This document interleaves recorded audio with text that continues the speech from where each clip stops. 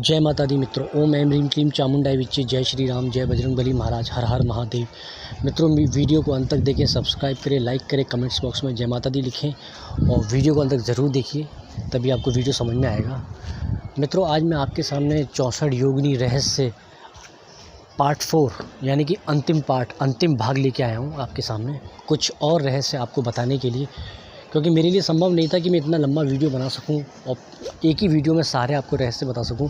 इसलिए मैंने उनको 3-4 हिस्सों में बांटकर मैंने आपको बताए हैं रहस्य।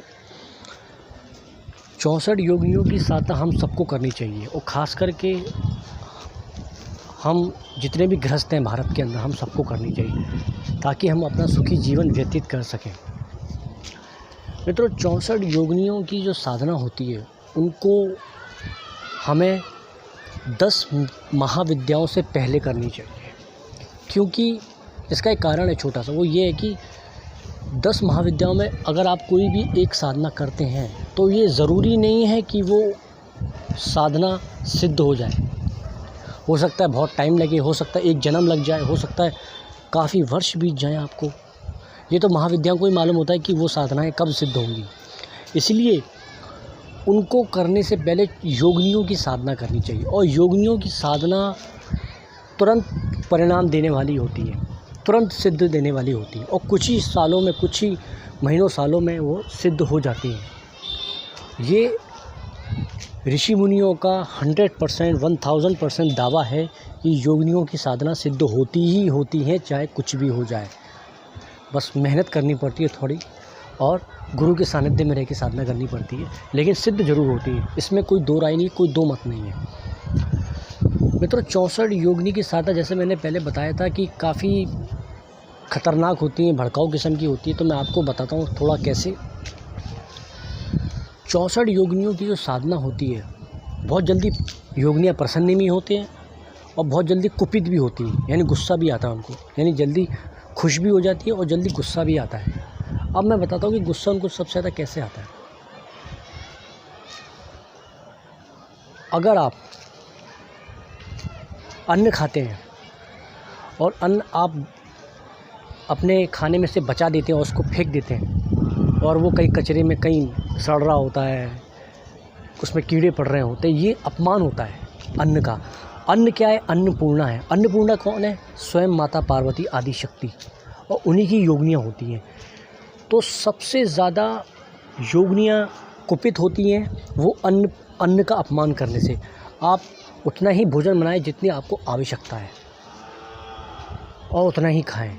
अगर आपका भोजन बच भी जाता है तो उसको आप गाय को डाल दें, उसको कहीं बेकार ना जाने दें, उसका कहीं अपमान ना करें, उसको कहीं सड़ने ना दें, उसको कहीं फेंके ना ऐसी जगह पर। तो अन्न उतना ही बनाएं जितना आपको चाहिए। अगर बच जाता है थोड़ा गाय को दे दें।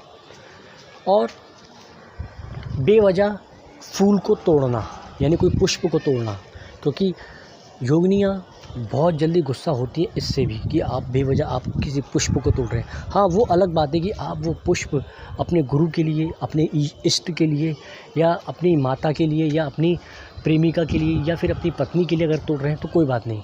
अगर आप बेवजह तोड़ रहे हैं तो उसमें योगिनियाँ कुपित होती हैं। तीसरा,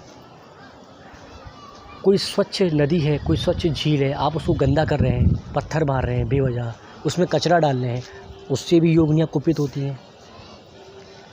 या आप पर्वतों की सैर कर रहे हैं और वहाँ पर्वतों पर आप कचरा फैला रहे हैं, उससे भी कुपित होती हैं। तो ये जो जितने गंदे कार्य होते हैं ना, ये आपको बिल्कुल छोड़ने पड़ेंगे, नहीं तो इससे क्या होता है, योगिनियाँ कुपित होती हैं, गुस्सा होती हैं।